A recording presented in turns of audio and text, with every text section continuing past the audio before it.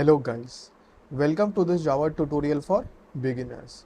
In our today's video, we will look at the purpose and difference between comparator and comparable in Java. So without wasting time, let's get started. Now, before we move on to understand comparable and comparator in Java, let us see how we can sort the elements of any collections framework. So first, what we need to do is we need to import the collections classes from your java.util package, right? And using these classes, we can call the sort method to sort the collection. So here in this case, I have this array list, and as you can see, I have added the elements in random order. And once I have called the sort method, the numerical values will be sorted. And on my next print statement, the values will be printed in sorted manner. So let me run this program and let us see the output. So let me compile and execute the program. Okay, I have the compilation error. Okay, I have not inserted my semicolons. So let me fix this. Now that I have added the semicolons, let me run the program once again.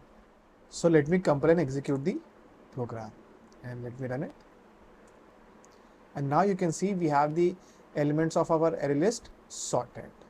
Alright, now I have modified the program. So here I have created this class person and it contains fields age and name. And I have also modified the toString method to display the age and name fields respectively. And in my array list, instead of saving the values for integer objects, now we are storing the person objects. So I have added this person objects in our person array list. And on my line 28, I just print this array list person list, right? So let me run this program and let us see the output. Now let me compile and execute the program.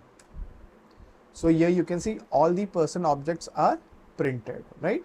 So first we have this age 99 and name as Gaurav and so on. All right.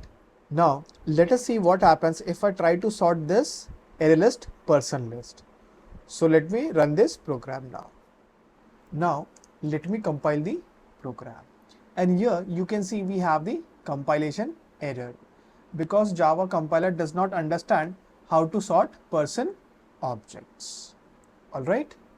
So this is where your comparable and comparator comes into picture. Now let us see how we can use comparable interface to sort the elements of our array list. So here our class person implements your comparable interface.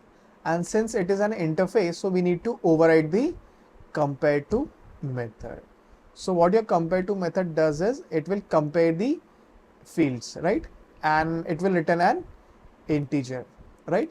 So here in this case, we are sorting the elements based on the age in the ascending order, right? So I have this age minus person dot age. So this will sort the elements in ascending order, right? So let me run this program and let us see the output. And now this method should work properly as well. So let me run this program now. So let me compile and execute the program. So let me run it. Okay, sorry, it should be just Java test. And here you can see the elements are sorted or the person objects are sorted based on the age. So first we have this age 23 and Raj, then 42 John and so on.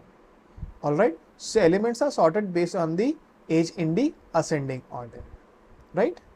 And similarly, if you want to sort the elements in the descending order, what you need to do is you need to simply write as person dot age and compare with the current object. So person dot age minus age. So this will arrange the elements or the person objects in the descending order. So let me save this and run this. Now let us compile and execute the program. And now you can see the elements are sorted in the descending order of their age. All right. Likewise, I have used the compareTo method of the string class to compare the string values. So here the elements will be sorted based on the string values. So let me run this program and let us see the output. Now let us compile and execute the program. So let me run it. And here you can see the elements are sorted based on the string values. First we have Gaurav, John, Maria, Raj and Ram. All right. Now let us see how we can use the comparator interface from java.util package to sort the elements. So for that, first we need to create the helper class. So here this helper class will help us sort the elements, and it implements the comparator interface, right? So my sort by age class will implement this comparator interface, and since it is an interface, so we need to override the compare method of this comparator interface. So here what I will be doing is I'll be comparing the ages of two person objects. Alright. And similarly in my collections.sort method, what I will do is I simply pass the object of this helper class, right? And it will help me sort the elements. So now let me run this program and let us see the output. Now let me compile and execute the program. So let me run it. Sorry. So here you can see the elements are sorted based on their age. All right. Now, one thing that you need to know is that your comparator is the functional interface. That is, it contains single abstract method compare. So you can write something like this as well. So this is nothing but your Lambda expression, right? Don't worry about this right now. We'll discuss this in the later videos. Only thing that you need to know is that you can write something like this for the comparator as well, right? And now what I need to do is I need to simply pass this comparator object to the sort method, right? So let me run this program and let us see the output.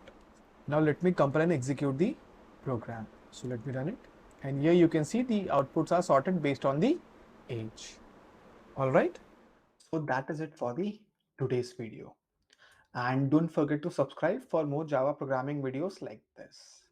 And I will see you until next time.